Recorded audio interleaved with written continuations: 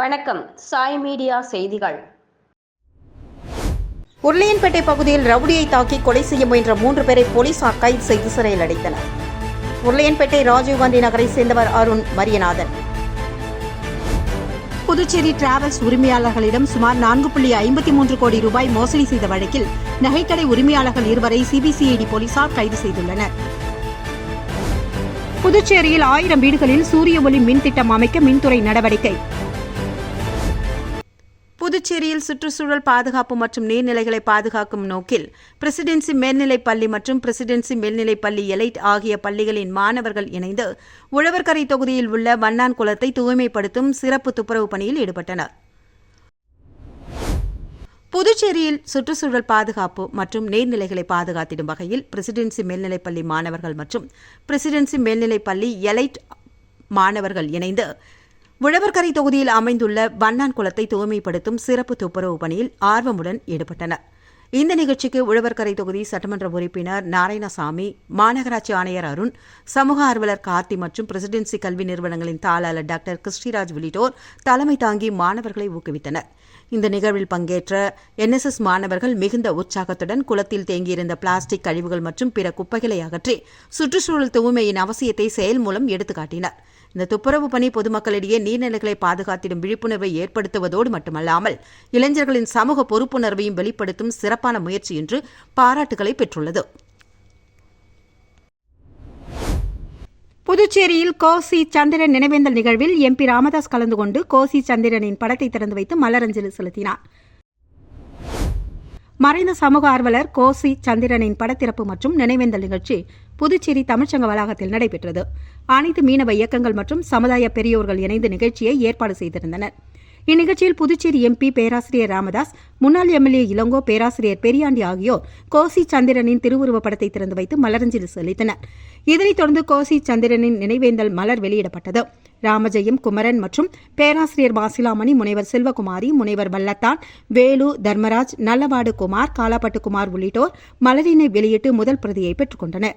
ரூபேஷ், அசோக், வெங்கடேச பெருமாள், குமார், கஜேந்திரன், பத்மநாபன் உட்பட இயக்க நிர்வாகிகள் மற்றும் சமுதாய பெரியோர்கள் அஞ்சலி செலுத்தினர். இதற்கான ஏற்பாடுகளை சேகர், உத்திராடம், ரவிக்குமார், கனகசபை, கந்தமாறன், கதிரவன் மற்றும் மணிமேகலை, யுனான், முரளி, ஜெயகவி, ஜெயந்தி உட்பட ஆர்வலர்கள் செய்திருந்தனர். முடிவில் கோசி சந்திரனின் மகன் பிரவீன்காந்த் நன்றியுரை வழங்கினார். வில்லியனூர் சட்டமன்ற தொகுதி முழுவதும் குற்றச்சம்பவங்கள் மற்றும் விபத்தை தடுத்திடும் வகையில் பிரதிபலிக்கும் கண்ணாடிகள் மற்றும் சிசிடிவி கேமரா பொருத்தும் பணியை சட்டமன்ற உறுப்பினர் ரவிக்குமார் துவக்கி வைத்தார். வில்லியனூர் சட்டமன்ற தொகுதிக்குட்பட்ட தில்லைநகர் பகுதியில் சட்டமன்ற உறுப்பினர் ரவிக்குமார் தனது சொந்த நிதியில் வீதி பெயர் பலகைகள் மற்றும் பிரதிபலிப்பு கண்ணாடிகள் மற்றும் சிசிடிவி கேமராக்கள் பொருத்தும் முதல்கட்ட பணியை துவக்கி வைத்தார். மேலும் குற்றச்சம்பவங்களை தடுத்திடும் வகையில் சிசிடிவி கேமரா பொருத்தப்பட்டுள்ளது. வில்லியனூர் தொகுதி முழுவதுமாக இந்த திட்டத்தை செயல்படுத்தும் வகையில் முதல் கட்டமாக தில்லைநகர் பகுதியில் இந்த பணி துவங்கப்பட்டது. இந்த நிகழ்வில் ஊர் பொதுமக்கள், என்ஆர் காங்கிரஸ் நிர்வாகிகள் மற்றும் பிரமுகர்கள் உட்பட ஏராளமானோர் கலந்து கொண்டனர். தமிழக கட்டிட தொழிலாளர்கள் பொதுநல மத்திய முன்னேற்ற சங்கத்தின் விழுப்புரம் மாவட்ட செயல் வீரர்கள் கூட்டம் நடைபெற்றது. தமிழக கட்டிட தொழிலாளர்கள் பொதுநல மத்திய முன்னேற்ற சங்கம் மற்றும் அகில இந்திய அமைப்பு சாரா மற்றும் கட்டிட தொழிலாளர்கள் பொதுநல மத்திய முன்னேற்ற சங்கம் சார்பில் விழுப்புரம் மாவட்ட செயல் வீரர்கள் கூட்டம் கலிதிரம்பட்டு அருகே உள்ள ஊராட்சி நடுநிலைப் பள்ளியில் நடைபெற்றது. இந்த நிகழ்ச்சிக்கு மாநில தலைவர் நெல்லை மகாலிங்கம் தலைமை தாங்கினார். மாநில பொதுச் செயலாளர் ஆறுமுகம் மற்றும் மாநில பொருளாளர் முனுசாமி ஆகியோர் முன்னிலை வகித்தனர்.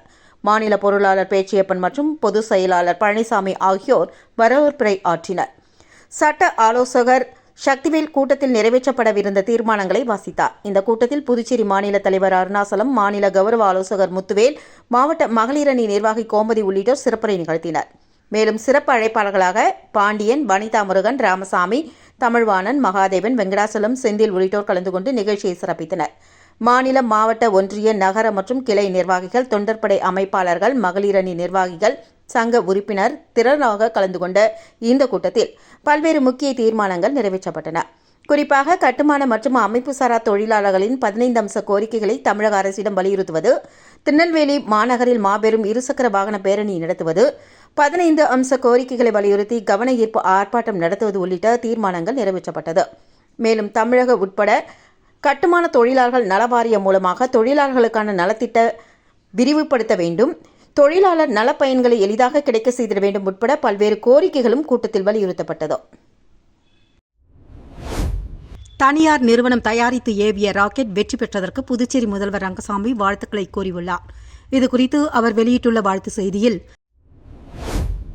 இந்தியாவில் முதன்முறையாக தனியார் நிறுவனம் தயாரித்த விக்ரம்-1 ராக்கெட் ஸ்ரீஹரிகோட்டாவில் உள்ள ஆய்வு மையத்திலிருந்து சனிக்கிழமை வெற்றிகரமாக விண்ணில் செலுத்தப்பட்டு புதிய வரலாறு படைக்கப்பட்டுள்ளது என்றும், இதற்காக ஸ்கைரூட் ஏரோஸ்பேஸ் நிறுவனத்தின் நிறுவனர், விஞ்ஞானிகள், பொறியாளர்கள் மற்றும் தொழில்நுட்ப குழுவினர்களுக்கு தனது மனமார்ந்த பாராட்டுகளையும் வாழ்த்துக்களையும் தெரிவித்துக் கொள்கிறேன் என்றும், இந்த வரலாற்று சாதனை இந்தியாவின் விண்வெளி தொழில்நுட்ப திறனையும் தனியார் துறையின் புதுமை மற்றும் ஆராய்ச்சி ஆற்றலையும் உலக அரங்கில் உயர்த்தி காட்டும் முக்கிய மைல்கல் என்றும் தெரிவித்துள்ளார். மேலும் இந்த வெற்றி நாட்டின் இளம் விஞ்ஞானிகள் மற்றும் தொழில் முனைவோருக்கு புதிய நம்பிக்கையையும் உத்வேகத்தையும் அளிக்கும் என்றும், இந்தியாவின் விண்வெளி பயணத்தில் புதிய அத்தியாயத்தை துவங்கியுள்ள இந்த மகத்தான சாதனைக்கு மீண்டும் ஒருமுறை தனது மனமார்ந்த வாழ்த்துக்களை தெரிவித்துக் கொள்கிறேன் என்றும், மேலும் பல உலகத்தர சாதனைகளை இந்தியா படைக்க எல்லாம் வல்ல இறைவனை வேண்டிக் கொள்கிறேன் என்று முதல்வர் ரங்கசாமி அந்த வாழ்த்து செய்தியில் குறிப்பிட்டுள்ளார். புதுச்சேரி டிராவல்ஸ் உரிமையாளர்களிடம் சுமார் 4.53 கோடி ரூபாய் மோசடி செய்த வழக்கில் நகைக்கடை உரிமையாளர்கள் 2 வரை சிபிசிஐடி போலீசார் கைது செய்துள்ளனர். புதுச்சேரி டிராவல்ஸ் உரிமையாளர் நாராயணனிடம் ரியல் எஸ்டேட் தொழிலில் முதலீடு செய்தால் அதிக லாபம் கிடைக்கும் என ஆசை வார்த்தை கூறி சுமார் 4.53 கோடி ரூபாய் மோசடி செய்த வழக்கில் நகைக்கடை பங்குதாரர்களான முகமது ரியாஸ் மற்றும் நாகூர் மீரான் ஆகிய 2 வரை சிபிசிஐடி போலீசார் கைது செய்துள்ளனர். இந்த மோசடி தொடர்பாக நாராயணன் அனுப்பிய பணம் பல்வேறு வங்கிக் கணக்குகள் வழியாக மணிகண்டன் மற்றும் அவரது குடும்பத்தினர் மற்றும் உறவினர்களின் கணக்குகளுக்கு மாற்றப்பட்டிருப்பது விசாரணையில் தெரியவந்துள்ளது. மோசடி செய்யப்பட்ட தொகையில் 33 லட்சம் ரூபாய் இந்த இருவரின் தொடர்புடைய கணக்குகள் மூலமாக பரிமாற்றம் செய்யப்பட்டுள்ளதாகவும் போலீசார் தெரிவித்துள்ளனர். ஏற்கனவே முக்கிய குற்றவாளிகளான மணிகண்டன், கங்காதேவி உள்ளிட்ட 7 பேர் கைது செய்யப்பட்டுள்ள நிலையில் தற்போது கைது செய்யப்பட்ட இருவரும் நீதிமன்றத்தில் ஆஜர்படுத்தப்பட்டு சிறையில் அடைக்கப்பட்டனர். இந்த வழக்கில் தொடர்புடைய மேலும் 7 பேரை சிபிசிஐடி போலீசார் தீவிரமாக தேடி வருகின்றனர். புதுச்சேரியில் 1000 வீடுகளில் சூரிய ஒளி மின் திட்டம் அமைக்க மின்துறை நடவடிக்கை. புதுச்சேரி மின்துறை சூரிய ஒளி மின்சக்தியை அதிகரிக்க பொதுமக்களிடையே விழிப்புணர்வை ஏற்படுத்தி வருகிறது. மாநிலத்தில் 91.29 மெகாவாட் சூரிய ஒளி மின்சாரம் உற்பத்தி செய்யப்படுகிறது. இதில் வணிக கட்டிடங்கள் 49.68 மெகாவாட் பங்களிப்புடன் முதலிடத்தில் உள்ளது. குடியிருப்பு பகுதிகளில் 18 மெகாவாட், நிறுவனங்களில் 9.2 மெகாவாட் மின்சாரம் உற்பத்தி செய்யப்படுகிறது. இதர இடங்கள் மூலமாக 12 மெகாவாட் மின்சாரம் கிடைக்கின்றது. இந்நிலையில் மின்சாரத்துறை 4 கிராமங்களை தேர்வு செய்து அங்குள்ள 1000 வீடுகளில் இலவசமாக சூரிய ஒளி மின் தகடுகளை பொருத்தி 2 மெகாவாட் மின் உற்பத்தி செய்ய திட்டமிட்டு பணிகளை முடுக்கிவிட்டுள்ளது. கிராமங்களை தேர்வு செய்யும் பணிகள் காரைக்காலில் நடந்து வருகின்றன. மத்திய அரசின் பிரதமர் சூரிய ஒளி மின் உற்பத்தி திட்டத்தின் கீழ் இந்த திட்டம் செயல்படுத்தப்பட உள்ளது. 200 யூனிட்டுக்கு குறைவாக மின்சாரம் பயன்படுத்தும் நுகர்வோர்களின் வீடுகளில் அரசே நேரடியாக செலவு செய்து சூரிய ஒளி மின் தகடுகளை பொருத்தும். மேலும் நுகர்வோரின் தேவைக்கு போக எஞ்சியிருக்கும் மின்சாரம் புதுச்சேரியின் பொது மின் தொகுப்பில் சேர்க்கப்படும் என அதில் குறிப்பிடப்பட்டுள்ளது. உருளையன்பேட்டை பகுதியில் ரவுடியை தாக்கி கொலை செய்ய முயன்ற 3 பேரை போலீசார் கைது செய்து சிறையில் அடைத்தனர். உருளையன்பேட்டை ராஜீவ்காந்தி நகரை சேர்ந்தவர் அருண் மரியநாதன். ரவுடியான இவர் மற்றும் அவரது நண்பர் ஜீவானந்தபுரத்தை சேர்ந்த ரகு ஆகியோர் மீது ஆந்திராவில் நடந்த ராக்கி ரமேஷ் கொலை வழக்கும் புதுச்சேரியில் பல்வேறு அடிதடி வழக்குகளும் உள்ளன. இதற்கிடையே அவரது நண்பரான ரகுவிற்கு கோவிந்தசாலையை சேர்ந்த சோனி, கென்னடி நகரை சேர்ந்த நாகராஜ் இடையே ரவுடிகளில் யார் பெரியவர் என்பதில் முன்விரோதம் இருந்து வந்துள்ளது. அருண் மரியநாதன் ரகுவின் நண்பர் என்பதால் கடந்த 14ஆம் தேதி சோனி, நாகராஜ், தட்டாஞ்சாவடியை சேர்ந்த இலால் ஆகியோர் அவரது வீட்டிற்கு சென்று தகராறில் ஈடுபட்டதுடன் அங்கிருந்த மண்வெட்டி, சுத்தி மற்றும் மரக்கட்டை ஆகியவற்றால் அருண் மரியநாதனை தாக்கிவிட்டு தப்பிச் சென்றுள்ளனர். படுகாயமடைந்த அருண் மரியநாதனை அருகில் இருந்தவர்கள் மீட்டு அரசு பொது மருத்துவமனையில் அனுமதித்தனர். இதுகுறித்து அருண் மரியநாதன் அளித்த புகாரின் பேரில் உருளையன்பேட்டை காவல் நிலைய இன்ஸ்பெக்டர் கார்த்திகேயன் மற்றும் போலீசார் 3 பேர் மீதும் கொலை முயற்சி வழக்கு பதிந்து தேடி வந்தனர். இந்நிலையில் இந்த வழக்கில் தலைமறைவாக இருந்த அருண், சோனி, நாகராஜ், இலால் ஆகியோரை நேற்றைய முன்தினம் புதிய பேருந்து நிலையம் அருகே பதுங்கியிருந்தபோது போலீசார் சுற்றி வளைத்து கைது செய்தனர். அவர்களை நீதிமன்றத்தில் ஆஜர்படுத்தி காலாப்பட்டு சிறையில் அடைத்துள்ளனர்.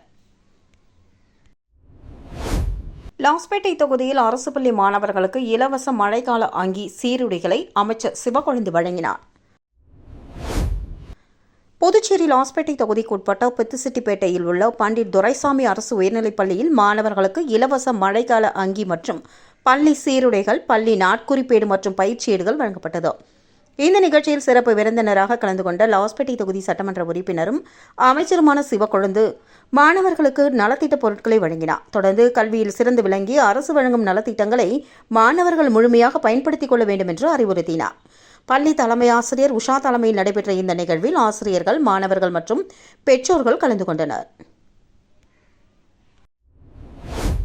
புதுச்சேரி காவல்துறை சார்பில் நடைபெற்ற மக்கள் மன்றத்தில் 33 புகார்களுக்கு உடனடி தீர்வு காணப்பட்டது. புதுச்சேரி காவல் நிலையங்களில் மக்களிடம் நேரடியாக குறைகளை கேட்டறிந்து நிவர்த்தி செய்திடும் வகையில் மக்கள் மன்றம் நிகழ்ச்சி நடத்தப்பட்டு வருகிறது. அந்த வகையில் ஒதியஞ்சாலை காவல் நிலையத்தில் நடந்த மக்கள் மன்ற நிகழ்வில் டிஐஜி சத்யசுந்தரம் பொதுமக்களிடம் குறைகளை கேட்டறிந்து உடனடியாக அதனை நிவர்த்தி செய்யும் நடவடிக்கையை மேற்கொண்டார். இதேபோல் தன்வந்திரி நகரில் சீனியர் எஸ்பி கலைவாணன், சைபர் கிரைமில் சீனியர் எஸ்பி ராகவ், போக்குவரத்து வடக்கு பிரிவில் சீனியர் எஸ்பி திவ்யா, திருபுவனையில் எஸ்பி சுப்பிரமணியன், கரியாம்புதூர் பகுதியில் எஸ்பி ஜிந்தா கோதண்டராமன் ஆகியோர் பொதுமக்கள் மத்தியில் குறைகளை கேட்டறிந்து நிவர்த்தி செய்தனர். இதில் பொதுமக்களிடம் இருந்து 57 புகார்கள் பெறப்பட்டு 33 புகார்களுக்கு உடனடி நடவடிக்கைகள் எடுக்கப்பட்டது. மேலும் நிலுவையில் உள்ள புகார்களுக்கு விரைந்து நடவடிக்கை எடுக்க நிலைய அதிகாரிகளுக்கு உத்தரவிடப்பட்டுள்ளது. மக்கள் மன்றத்தில் மொத்தம் 146 பொதுமக்கள் பங்கேற்று குறைகளை தெரிவித்தது குறிப்பிடத்தக்கது. நாகமுத்து மாரியம்மன் கோவில் சடல் திருவிழாவில் வாகனங்களை அலகு குத்தி இழுத்து பக்தர்கள் நேர்த்தி கடன். புதுச்சேரி நயினார் மண்டபம் அருள்மிகு நாகமுத்து மாரியம்மன் கோவில் ஆடி மாதத்தை முன்னிட்டு நடத்தப்பட்டு வரும் சடல் திருவிழாவின் 9வது நாள் நிகழ்ச்சிகள் நேற்று கோலாகலமாக நடைபெற்றது. இதில் ஏராளமான பக்தர்கள் கலந்து கொண்டு பல்வேறு வகையான நேர்த்திக் கடன்களை செலுத்தினர். திருவிழாவை ஒட்டி பக்தர்கள் காவடி எடுத்து வந்ததுடன் அலகு குத்தி, கார், பேருந்து, மினி லாரி, ஜேசிபி உள்ளிட்ட வாகனங்களை இழுத்து தங்களது வேண்டுதல்களை நிறைவேற்றினர். தொடர்ந்து அம்மன் தேரோட்டம் முக்கிய வீதிகள் வழியாக சென்றது. திருவிழாவின் சிறப்பம்சமாக தமிழ்நாடு முதலமைச்சர் விஜய் உருவப்படம் இடம்பெற்ற பேனருடன் ஜேசிபி இழுத்து வந்ததும் யமஹா RX 100 மோட்டார் சைக்கிளில் நாகமுத்து மாரியம்மன் வீதி உலா வருவது போன்ற அலங்காரம் செய்யப்பட்டிருந்ததும் பக்தர்கள் மற்றும் பொதுமக்களின் கவனத்தை வெகுவாக ஈர்த்தது. முருங்கப்பாக்கம் திரௌபதி அம்மன் கோவில் வரை சென்று மீண்டும் கோவிலை வந்தடைந்த தேரோட்டத்தில் திரளான பக்தர்கள் பங்கேற்று சாமி தரிசனம் செய்தனர். இதற்கான ஏற்பாடுகளை ஆலய நிர்வாகிகள் மற்றும் அறங்காவலர் குழுவினர் செய்திருந்தனர்.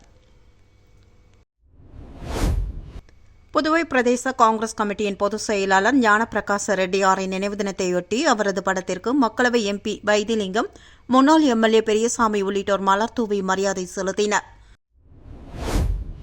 புதுவை மாநிலம் கரியமாணிக்கத்தைச் சேர்ந்த புதுவை பிரதேச காங்கிரஸ் கமிட்டியின் பொதுச் செயலாளர் ஞானப்பிரகாச ரெட்டியார் அவர்களின் நினைவு தினம் இன்று அனுசரிக்கப்பட்டது. இந்த நிகழ்வில் மக்களவை MP வைத்திலிங்கம், காங்கிரஸ் வேட்பாளர் அன்பரசன், முன்னாள் MLAவும் தாவேகா வேட்பாளருமான பெரியசாமி, வட்டார காங்கிரஸ் கட்சி தலைவர் அம்மைநாதன் மற்றும் காங்கிரஸ் பிரமுகர்கள் சேகர் ரெட்டியார், செல்வம் உட்பட ஸ்ரீதர் குடும்பத்தினர் மரியாதை செலுத்தினர். பின்னர் கரியமாணிக்கம் அரசு துவக்கப்பள்ளியில் மாணவ மாணவிகளுக்கு இலவச நோட்டு, எழுது பொருட்கள் ஆகியவை வழங்கப்பட்டது. இந்நிகழ்வில் காங்கிரஸ் கட்சி நிர்வாகிகள், பொறுப்பாளர்கள், இளைஞர்கள் உள்ளிட்டோர் கலந்து கொண்டனர். புதுச்சேரியைச் சேர்ந்த ரியல் எஸ்டேட் அதிபரிடம் சுமார் 33 லட்சம் ரூபாய் மோசடி செய்த வழக்கில் தலைமறைவாக இருந்த நபரை CBCID போலீசார் கைது செய்தனர். புதுச்சேரி ராஜீவ்காந்தி நகர் தமிழ்மகள் வீதியைச் சேர்ந்தவர் கோவிந்தராஜ் ரியல் எஸ்டேட் தொழில் செய்து வருகிறார். இந்நிலையில் கடந்த சில ஆண்டுகளுக்கு முன்பு சென்னையைச் சேர்ந்த காளிதாஸ் இவருக்கு அறிமுகமானார். கூடுவாஞ்சேரியில் உள்ள இடம் ஒன்றை வாங்குவது தொடர்பாக கோவிந்தராஜிடம் இடத்தின் மதிப்பு 10 கோடி ரூபாய், அதற்கு வங்கியில் கடன் வாங்கி தருவதாகவும் காளிதாஸ் கூறியுள்ளார். இதற்காக 2020இல் வங்கி செலவுக்காக 33.75 லட்சத்தை காளிதாஸிடம் கோவிந்தராஜ் கொடுத்ததாக கூறப்படுகிறது. அந்த பணத்தை பெற்றுக்கொண்ட காளிதாஸ் வங்கியில் கடன் வாங்கி தராமல் ஏமாற்றி வந்துள்ளார். இதுகுறித்து 2023ஆம் ஆண்டு புதுச்சேரி CBCID காவல் நிலையத்தில் கோவிந்தராஜ் புகார் ஒன்றை அளித்தார். அந்த புகாரின் பேரில் காவல் ஆய்வாளர் பாபு வழக்கு பதிவு செய்து விசாரணை மேற்கொண்டு வந்தார். இந்நிலையில் காளிதாஸ் மதுரையில் பதுங்கியிருப்பதாக தகவல் கிடைத்தது. இதனை அடுத்து இன்ஸ்பெக்டர் பாபு தலைமையிலான போலீசார் மதுரையில் முகாமிட்டு காளிதாஸை கைது செய்தனர். அவரிடம் நடத்தப்பட்ட விசாரணையில் காளிதாஸ் சென்னையைச் சேர்ந்தவர் அல்ல, சிவகாசி மாவட்டம் திருப்பத்தூரை சேர்ந்தவர் என தெரியவந்தது. இதேபோல் பலரிடம் மோசடியில் ஈடுபட்டிருப்பதும் தெரியவந்ததை அடுத்து புதுச்சேரிக்கு அவரை அழைத்து வந்து விசாரணையை நடத்தி வருகின்றனர் போலீசார். தமிழ்நாடு கறிக்கோழி உற்பத்தி நிறுவனங்களின் புதிய முடிவுக்கு புதுச்சேரி வியாபாரிகள் சங்கம் கடும் எதிர்ப்பு தெரிவித்துள்ளது. அது மட்டுமல்லாமல் காலவரையற்ற கடையடைப்பு போராட்டம் நடத்தப்படும் என்றும் எச்சரிக்கை விடுத்துள்ளன. புதுச்சேரி சுல்தான்பேட்டையில் உள்ள முத்துக்குமரன் அரங்கத்தில் புதுச்சேரி அனைத்து கறிக்கோழி மொத்த மற்றும் சில்லறை விற்பனையாளர்கள் ஆலோசனைக் கூட்டம் நடைபெற்றது. இந்த கூட்டத்திற்கு புதுச்சேரி கறிக்கோழி மொத்த வியாபாரி சங்க தலைவர் பன்னீர்செல்வம் தலைமை தாங்கினார். செயலாளர் ரமேஷ், பொருளாளர் திருச்சந்திரன் மற்றும் நிர்வாகிகள் பலர் இதில் கலந்து கொண்டனர். இக்கூட்டத்தில் கறிக்கோழி உற்பத்தி நிறுவனங்கள் திடீரென எடுத்துள்ள ஒருதலைபட்சமான முடிவுக்கு கடும் எதிர்ப்பை தெரிவித்து முக்கிய தீர்மானங்கள் நிறைவேற்றப்பட்டுள்ளன. பின்னர் செய்தியாளர்களிடம் பேசிய புதுச்சேரி கறிக்கோழி மொத்த வியாபாரிகள் சங்க தலைவர் பன்னீர்செல்வம், வழக்கமாக கோழிகளை பண்ணையிலிருந்து விற்பனைக்கு ஏற்றுவதற்கு 8 மணி நேரத்திற்கு முன்பாகவே தீவனம் கொடுப்பது நிறுத்தப்பட வேண்டும் என்பது உலகளாவிய நடைமுறை. ஆனால் தற்பொழுது உற்பத்தி நிறுவனங்கள் கோழிகளை ஏற்றும் வரை தீவனம் கொடுப்பதை நிறுத்தக்கூடாது என்ற புதிய முடிவை எடுத்துள்ளன. இந்த திடீர் மாற்றத்தால் கோழிகளின் எடை தற்காலிகமாக அதிகரித்து உற்பத்தி நிறுவனங்களுக்கு பல கோடி ரூபாய் கூடுதல் லாபம் கிடைப்பதாகவும் இதனால் வியாபாரிகளுக்கு பொருத்த நஷ்டம் ஏற்படுவதாகவும் குற்றம் சாட்டப்பட்டுள்ளது. மேலும் அதிக தீவனம் உண்பதால் கோழிகளின் குடல் வெடித்து மலம் வெளியேறி இறைச்சியின் தரம் பாதிக்கப்படுவதோடு கோழியின் கழிவுகள் காற்றில் பரவி பொதுமக்களுக்கும் இருசக்கர வாகன ஓட்டிகளுக்கும் கடுமையான சுகாதார சீர்கேட்டை ஏற்படுத்துகிறது என்றும் சுத்தம் செய்யும் தொழிலாளர்களுக்கு தோல் நோய்கள் பரவும் அபாயம் ஏற்படுவதாகவும் அந்த கோழிக்கறியை உண்ணும் நுகர்வோர்களும் பாதிக்கப்படும் சூழ்நிலை ஏற்படும். எனவே புதுச்சேரி அரசு உடனடியாக இதில் தலையிட்டு பழைய தீவன கட்டுப்பாட்டு நடைமுறையை அமல்படுத்த உத்தரவிட வேண்டும் என்றும், தவறும் பட்சத்தில் தமிழக வியாபாரிகளுடன் இணைந்து காலவரையற்ற வேலை நிறுத்தத்தில் ஈடுபடப் போவதாகவும் எச்சரிக்கை விடுத்துள்ளனர். புதுச்சேரி IRBN காவல் உதவி ஆய்வாளர் பணிக்கு இணையதளம் வாயிலாக அனுப்பப்பட்ட 1788 விண்ணப்பங்கள் ஏற்கப்பட்டுள்ளன. 83 விண்ணப்பங்கள் நிராகரிப்பு. இந்த விண்ணப்பங்களை சமர்ப்பிக்கும் தேதி ஜூன் 1ஆம் தேதி முடிவடைந்தது. இதில் மொத்தம் 1871 விண்ணப்பங்கள் பெறப்பட்ட நிலையில் அந்த விண்ணப்பங்கள் பரிசீலனை செய்யப்பட்டது. இதில் 1788 விண்ணப்பங்கள் ஏற்கப்பட்டது. பல்வேறு காரணங்களுக்காக 83 விண்ணப்பங்கள் நிராகரிக்கப்பட்டுள்ளன. மேலும் 33 விண்ணப்பதாரர்கள் தங்கள் சமூக பிரிவை தவறாக குறிப்பிட்டுள்ளதால் பொதுப்பிரிவின் கீழ் மட்டுமே பரிசீலிக்கப்படுவார்கள். இடஒதுக்கீடு தொடர்பாக எந்த சலுகையும் இவர்கள் கோர முடியாது என்றும், நிராகரிக்கப்பட்ட விண்ணப்பதாரர்களின் குறைகளை கேட்பதற்காக புதுச்சேரி IRBN ஒரு குறைதீர் குழுவை அமைந்துள்ளது. நிராகரிக்கப்பட்ட விண்ணப்பதாரர்கள் தங்களுக்கு குறையிருப்பின் தேவையான ஆவணங்கள் அல்லது சான்றிதழ்களுடன் 24ஆம் தேதி வரை கோரிமேட்டில் உள்ள IRBN கமாண்டரை அணுகலாம் என்றும் அந்த அறிக்கையில் குறிப்பிடப்பட்டுள்ளது. புதுச்சேரி கிராமங்களுக்கு ரூபாய் 259 ஃபைபர் இணைய சேவை வழங்கப்படுவதாக BSNL அறிவித்துள்ளது. இதுகுறித்து புதுச்சேரி BSNL அலுவலகம் வெளியிட்டுள்ள செய்திக்குறிப்பில், இந்தியாவின் கிராமப்புறங்களில் மலிவான விலையில் அதிவேக இணைய வசதியை வழங்க BSNL நிறுவனம் முடிவு செய்து மாதம் 259 ரூபாய்க்கு புதிய கிராமப்புற ஃபைபர் நுழைவு திட்டத்தை அறிமுகப்படுத்தியுள்ளது. இந்த திட்டம் கிராமப்புற வீடுகளுக்கு அதிவேகமாக fibre to the home broadband இணைப்பை வழங்குகிறது. வீட்டிலேயே அதிவேக இணையதள வசதியை பெற முடியும். BSNL பாரத் நெட் திட்டத்தின் மூலமாக புதுச்சேரியில் உள்ளடக்கிய கிராமங்களில் உள்ள அனைத்து வீடுகளுக்கும் இந்த திட்டம் பொருந்தும். இணைப்பை முன்பதிவு செய்ய வாடிக்கையாளர்கள் இணையதளத்தில் விவரங்களை முன்பதிவு செய்து கொள்ளலாம் என்றும், அல்லது வாடிக்கையாளர் சேவை மையத்தை அணுகலாம் என்றும், இந்த திட்டத்தின்படி மாதம் 700 GB அதிவேக டேட்டாவுடன் இந்தியா முழுவதும் வரம்பற்ற இலவச தொலைபேசி அழைப்புகள் உள்ளன என குறிப்பிடப்பட்டுள்ளது. உருளையன்பேட்டை பகுதியில் ரவுடியை தாக்கி கொலை செய்ய முயன்ற 3 பேரை போலீசார் கைது செய்து சிறையில் அடைத்தனர். உருளையன்பேட்டை ராஜீவ்காந்தி நகரை சேர்ந்தவர் அருண் மரியநாதன். புதுச்சேரி டிராவல்ஸ் உரிமையாளர்களிடம் சுமார் 4.53 கோடி ரூபாய் மோசடி செய்த வழக்கில் நகைக்கடை உரிமையாளர்கள் 2 வரை CBCID போலீசார் கைது செய்துள்ளனர். புதுச்சேரியில் 1000 வீடுகளில் சூரிய ஒளி மின் திட்டம் அமைக்க மின்துறை நடவடிக்கை. இத்துடன் சாய் மீடியா செய்திகள் நிறைவடைந்தன. நன்றி.